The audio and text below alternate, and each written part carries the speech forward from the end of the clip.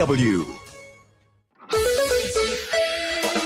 Now, the only locally produced farm radio show with agricultural news, information, interviews, in-depth weather, and more. It's Terry Henne and his Farm Show on 100.5 and 790 News Radio WSGW and online WSGW.com.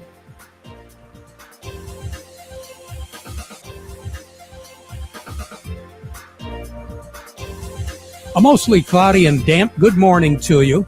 I hope your day is going well for you, wherever you might be. Terry Henne back at Radio Center, along with Matthew Lester, looking at the clouds, looking at the wind whipping around right now. It's still coming out of the southwest. Eventually, as we work our way into the afternoon, though, we're going to see a little bit more of a westerly breeze and then a northwesterly breeze before things begin to calm down just a little bit. Very active weather after an absolutely gorgeous day yesterday, spring-like for a lot of folks. Got out walking, playing basketball, doing all sorts of stuff outside. It was just an absolutely gorgeous day yesterday. And then overnight, the clouds, the rain showers moved in, a little bit of thunder here and there for those of you that didn't quite know what in the world was going on. And then this morning, we're taking a look at ditches out in the country that are about half to two-thirds full, as we're finally beginning to see the tile running. And, of course, the melting snow, whatever there was left, has finally hit some of those tributaries. So we're looking at a little bit more spring-like weather conditions as well when it comes to temperature and when it comes to rain shower activity. How much rain did you get in your backyard? Well, we'll take a look at some of those readings in just a moment. But Matthew, the most current readings, what are we looking at right now temperature-wise? Well, over at the airport, it's cloudy at 46 degrees. Over in Midland, it's also cloudy at 46. Here at Radio Center, it's cloudy at 45. We have southwest winds at 28 miles per hour, gusting up to 41 miles per hour, and our pressure is at 29.54, and it's rising. The low pressure system that caused all this is well off to the east of Lake Superior right now, which is the reason why we're getting the weather that we are. Temperatures have dropped about 10 degrees from where they were overnight after midnight last night and the early morning hours this morning. They'll continue to drop as we go through the afternoon. So needless to say, we already reached our high for the day. And by the time we settle in tonight, we're going to be looking at temperatures below freezing, more than likely about 27, 28 degrees for an overnight temperature. One thing, though, we're going to see a lot of this move out of here, this being the cloud cover and whatever precipitation we do have. And as I said, we're going to begin to see the winds taper off, but still the wind gusts will be up right around 45 miles per hour coming out of the southwest and then out of the west, gusting to about 40 miles per hour as we move into the afternoon. And then close to sunset, if not a little bit after, those wind speeds will be dropping off just a little bit more, coming out of the northwest at about 15 to 25, gusting to 35 miles per hour, which will still be breezy, but again, not nearly as bad as what it will be and has been here over the past little bit. Partly cloudy skies tonight for a while, 28, 27. That's going to be our overnight low. We'll have a northwest breeze gusting to 20 miles per hour, becoming easterly late tonight and early tomorrow morning. And the reason why that is because another low pressure system is going to be affecting our weather as we move into the weekend. This low is going to be taking a little bit more of a southerly tract than what the low did that we just experienced. And we're going to begin to see, as I said, an easterly breeze. We're not going to have the warm front, which is usually ahead of those lows. We're not going to have it work its way up through into Michigan. It's going to stay in the Ohio River. So we're going to be on the cooler side of it.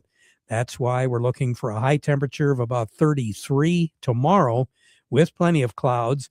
And there will be a little bit of freezing rain early in the morning, tomorrow morning, but it'll become all snow as we go through the day. And then we'll have a southeast breeze at about 5 to 7 miles per hour during a good part of the day tomorrow into tomorrow evening. Now, the wind direction is going to be changing a little bit.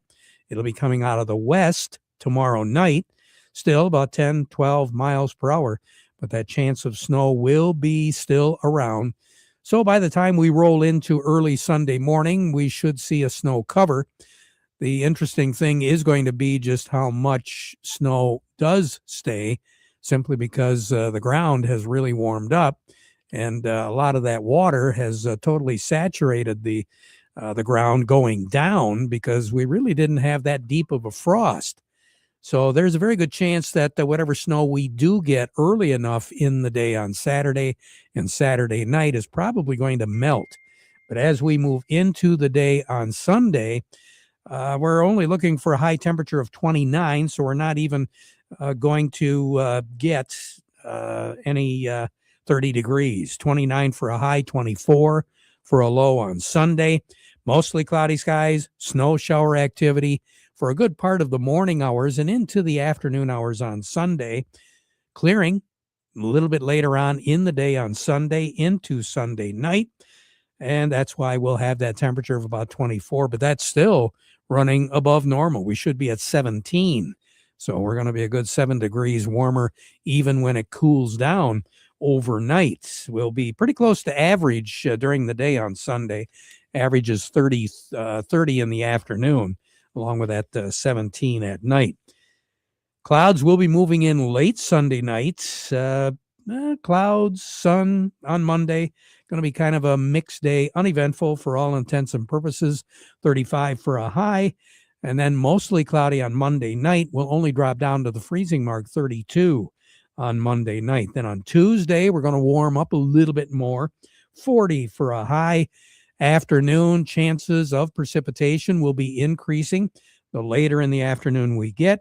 And into Tuesday night, with temperatures of about 28, 29 degrees, we're going to have a mix of freezing precipitation, freezing rain, and snow. And again, that's going to be on Tuesday night. Now, Wednesday, mostly cloudy next week, 32 for a high, 15 for a low on Wednesday night. That's going to kick off a real good chance of seeing below average temperatures, not only for Wednesday, Thursday, and Friday, but also all the way through the weekend. And it does appear right now as though, once again, we're going to be in a period where we are going to be looking at below normal temperatures and average precipitation again for this time of the year.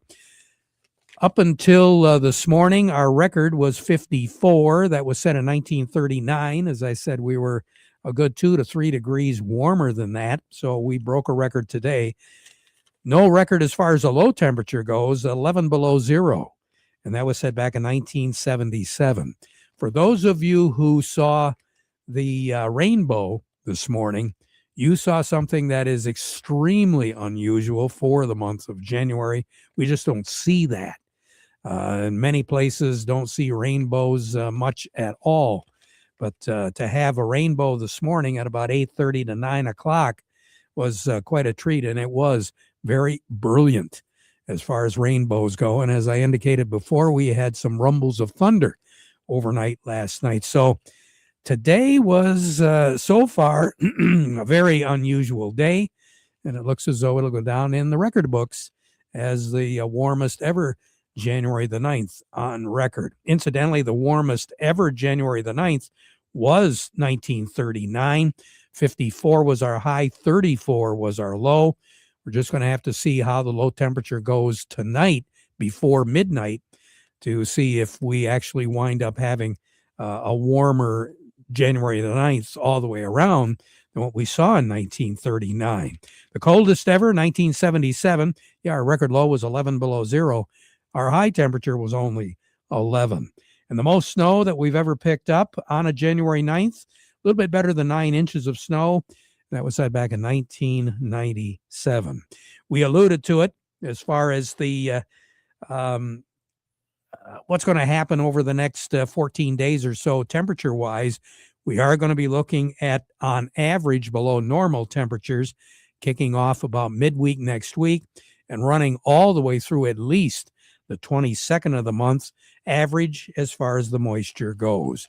Now, this morning we did have one reading that we were able to find where they did hit 60 degrees, and that was down in Charlotte. As far as precipitation amounts go, widespread, basically Michigan's thumb, who had picked up anywhere from 6 to 8/10 of an inch of rain just a couple of days ago. Michigan's thumb, for the most part, picking up again another 2 to 3/10 of an inch of rain. So that was not all that bad, but we are seeing, as I said, ditches that are anywhere from a half to 2/3 full, where this is probably the highest amount of water they have seen for several months. Out the back 40 in Richville, just under 3/10 of an inch in the last 24 hours. Fairgrove looking at 1/4 of an inch. Munger close to 4/10. Pigeon Head better than 4/10. Bad Axe looking at 1/2 inch. Sandusky 14/100 of an inch. Lapeer 12/100. Freeland looking at 44/100 of an inch. Caucaulin, you had 1/2 inch in the last 24 hours. Ithaca 1/2 inch. McBain a little bit further to the west, they had more, 6/10 of an inch. You go a little bit further north and they had more yet. The Mayo area reporting 1.1 inches of rain in the last 24 hours. Glenny and Gladwin looking at 1.13 inches of rain. Same thing with West Branch, 1.3 inches. Tawas had 3/4, a little bit better than 3/4 of an inch. Big Rapids, 1.32 inches of rain. And a little bit closer to home, Frankenmuth 2/10, Auburn just under 1/2 inch, and Saginaw 48/100 of an inch. More on the weather as we go through the broadcast. Standing by today, who do we have, Matthew? Coming up next, we have Kevin Pike from Star of the West. And we also have Doug Klein from Oppenheimer. But before we get to them, we want to remind you, the weather forecast brought to you by the folks at Nutrient Ag Solutions. Nutrient Ag Solutions has the local expertise to recommend the corn, soybean, and other seed products that are the best fit for your field. Plus, unparalleled agronomic support with products and services to unlock yield potential and improve crop performance from planting to harvest. Ask about our financing options to help you get more from every acre and lead the field. Visit your local Nutrient Ag Solutions branch or go to nutrientagsolutions.com. Say, do you want to unlock the secret to higher yields? If you're applying dry fertilizer, the key to better yield potential is Titan XC. Titan XC is a fertilizer biocatalyst that unlocks and releases the bound up nutrients in granular fertilizer, promoting better root uptake and plant growth. Drive performance this season and beyond. Release more nutrition. Expect better results with Titan XC. For more information, visit lpi.ag/unlock or contact your Nutrient Ag Solutions crop consultant today. Farm Service brought to you today by the folks at Michigan Truck Spring of Saginaw. Your complete vehicle parts and service for light, medium, heavy-duty trucks and trailers, as well as buses and recreational vehicles. Quality parts, quality service, very competitive prices for well over 45 years. Michigan Truck Spring, 800-358-4751 or buy online at truckspring.com. And don't forget that service department is open till 11 p.m. Monday through Friday. Before we take a look at the markets, I want to touch base here real quick with Kim Weiss over at Lingle Equipment, just down the road from Michigan Truck Spring. Kim, good morning. How are you? Good morning, Terry. Hey, and I just wanted to touch base and say that the programs that Kubota had in 2025 are really kind of carrying over to 2026. They're staying in there. They're being aggressive. And like on a BX23 tractor loader backhoe, a nice subcompact tractor with a backhoe on the back, loader on the front, great little machine to get jobs done around the house, whether you got to dig something out or dig a sidewalk out or do some remodeling projects or something around the yard. That machine, they have $3,500 off and good financing. You can own that machine for $333 a month. Come on in and see it. It's right here. We got a couple of them sitting out, one outside, one inside. Come on in and let's take a look at it. We're right alongside I-75 just south of Zilwaukee Bridge off the Washington Road exit. Or send me an email and I'll send you the information back at k.weiss, WEISS, at lingo1.com. Now, do we have any idea, Kim, how long this extension is going to be on some of these products? March 31st right now is what they're saying. Okay, so Might be a good idea to get in touch with you while it's in inventory, right? Yep. And there's information on our website. I have it right there on the website, and it's for our winter storm event, special events. You'll see that tab and click on that, and you're going to see all about it right there. Very good. Kim, thank you so much. We appreciate it. You have a great weekend. We'll talk to you next week, okay? You bet. Take care. All righty. Kim Weiss over at Lingo Equipment. Okay, let's find out how we're doing as far as our markets go now. Kevin over at Star of the West joining us. Good morning. How are you? Good morning, Terry. I'm doing well. How are you? Hey, not too bad. I didn't have a chance to really take a look at the markets. I was there just scrolling up. Looked well. Other than the soybeans, everything else was just kind of taking a snooze. Yeah, we're definitely in a choppy trade today, and it could possibly extend out into Monday morning while we look ahead to this January USDA report on Monday afternoon. Coming from looking at that report and some rumors with it, there's some rumors circulating that there could be a slight decline in corn yield due to that dry finish we had during harvest season. There's also some speculation whether the USDA will increase their Brazil soybeans crops estimate, with private estimates ranging from 177 to 184 million metric tons, while we're still sitting at 175 million metric tons at the USDA report here. And then additionally, winter wheat seedings, we could see a slight decline, with the expectations calling for a loss of around 1 million acres planted compared to last year. And then looking beyond the USDA report, there is some news coming out of South America. Reports indicate a sizable damage to the western Buenos Aires corn crop due to drought conditions down there. Argentina wheat harvest is nearly 99% complete here, so we could see increased resistance to additional wheat or export sales that we have that have been excelling recently. And then meanwhile, China is still fulfilling that contract to purchase 12 million metric tons of grain, looking like they've already bought about 10 to 10.5 million metric tons here, with a couple of cargoes rumored to be bought overnight. Okay, so they continue to work at it. Hopefully they just keep going, huh? Yeah, it seemed like it would be extended out until February, but hopefully we can get that finished up before the end of this month here. Yeah, it sure would help. So right now on the board, what do you have at Star of the West, Kevin? Yeah, on the board here, cash wheat is down 1 at 497 on the white, 422 on the red. New crop is down 1 at 530 on the white, 445 on the red. Cash corn is down 1 at 395. New crop down 1 at 412. And cash soybeans is up 5 at 996. And new crop is up 4 at 997. Keep those soybeans going up, Kevin. Keep them going up, all right? Yep, especially after last week. They can keep going up. Yes, they better. You have a nice weekend, Kevin. Thank you so much. Thank you. You as well. You bet. Kevin Pike over at Star of the West. A little bit more in depth as far as what the markets are doing. Doug Klein from Oppenheimer joining me. The market report brought to you by Thumb Bank. Farming today, you bet. Challenges, unbelievable. Thumb Bank keeps up with those changes as well as industry trends and how they will translate into changes in your operation as we move forward. Thumb Bank, 13 locations throughout the Thumb and the Great Lakes Bay area, where relationships are built on trust. Also brought to you by PC Ag Solutions. Mark down January the 26th. You don't have to worry about making reservations for this. It's an informal event. It's going to be an old stock and trade-in event at their location on North Reese Road. So as we get a little bit closer, we'll get a little bit more specific as far as what's going to be happening. Vendors will be on the site. Trade-ins, discount prices on old stock, food, refreshments too. And of course, you can drop off the meters to prepare for the 2026 season. So mark that down on your calendar, Monday, January the 26th, PC Ag Solutions for their open house.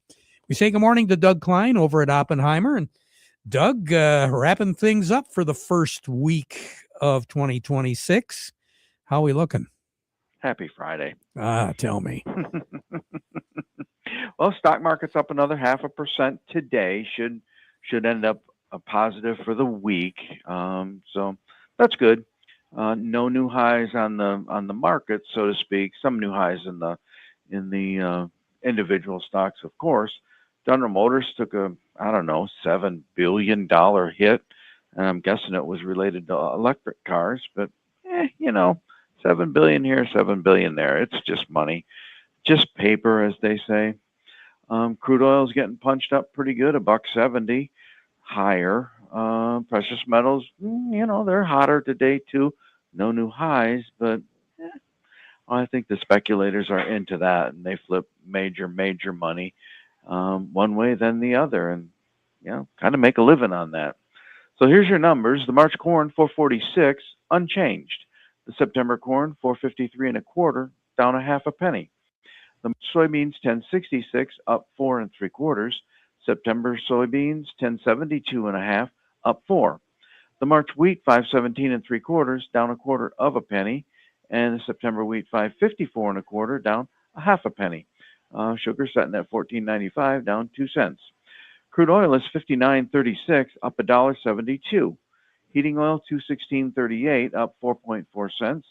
Gasoline, $179.62, up 3.6 cents. Natural gas, $2.70, down 11.4 cents, 4%. Over to currencies. Canadian dollar. U.S. dollar buys $1.3895 Canadian. That's up 34 ticks. The dollar buys 158.06 yen, up 119 ticks. The euro's at 116.33, down 25 ticks. And the dollar's at 99.14, up 21 ticks. Gold is at 44.73, up $23.30 an ounce. Silver 79.31, up $4.60. Platinum is 22.73, up $21.30.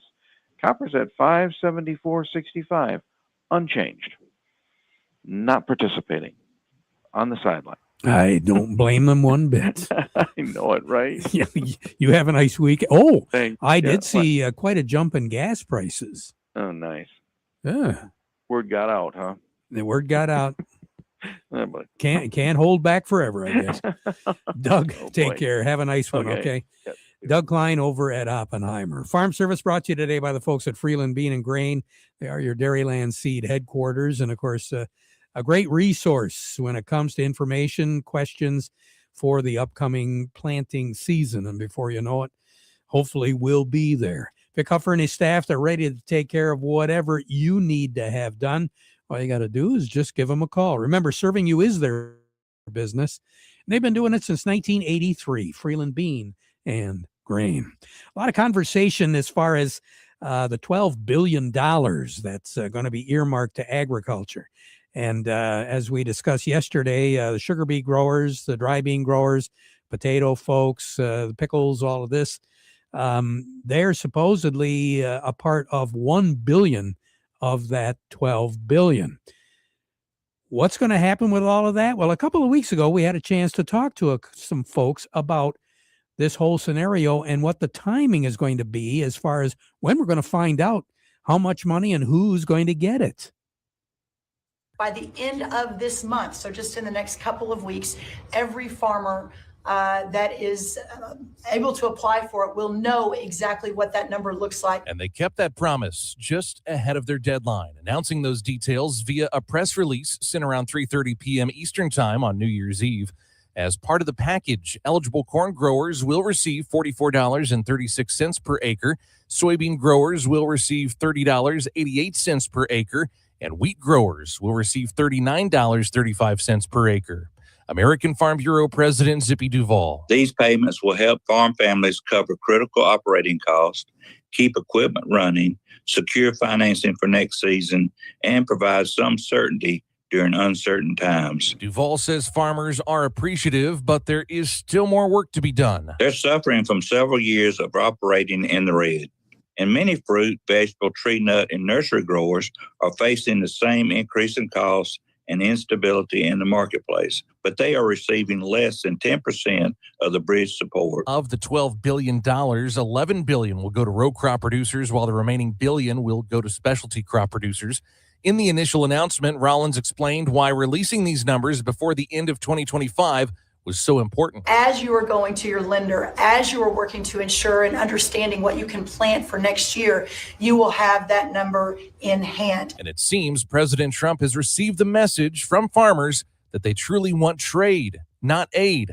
Answering this question from a reporter recently. Are you open to tapping into tariff revenue again, should farmers find they need additional relief to get to that level? Yeah, if we're going to make the farmers so strong, and I'm not even talking about financially, because they just want to be able to produce what they can produce. Find rates for other. So that, in a nutshell, is what is going on as far as all of that. If you haven't had a chance to talk to your financial advisor about that legislation, if you haven't done it already, it might be a very good idea to do it like real quick. Along with us, Stephanie Zelenko with AgriLiquid. Stephanie, good morning. How are you? Good morning. I'm well, thank you. Well, it looks like the tile are beginning to run a little bit, Stephanie. It is. We've gotten some significant rainfall, and then all of that snow melts. Things are pretty saturated, but we were low overall moisture-wise, so I'll take any moisture that we can get this time of year to help build that profile for the coming season. Well, I guess so. Now, as far as some of the wheat crops and those sorts of things, how are we looking? What have you been seeing? Well, I haven't, looked at any wheat fields specifically, but I always do get concerned when we get these warmer spells through that we're going to start getting that wheat to wake up. And then we're for sure going to get some more colder snaps in between. We didn't really have a whole lot of frozen ground because we got that snow cover early, so that was protecting the wheat. Now it's going to be susceptible there. So I think just, watching that wheat for the next couple of weeks and then see if we can get back into that deep dormant stage to finish off the winter months here. Real quick, I mentioned yesterday to a couple of folks about wheat, and there has been some conversation about growers concerned that maybe they might want to work some of it out. What have you heard? I haven't talked to any growers that were going that drastic of steps yet, but it definitely is a possibility as we see how that wheat's coming out of winter, and then just looking at the prices. We might be able to rotate another crop in and be a little bit more cost effective if we don't think we're going to have that stand and that overall wheat crop.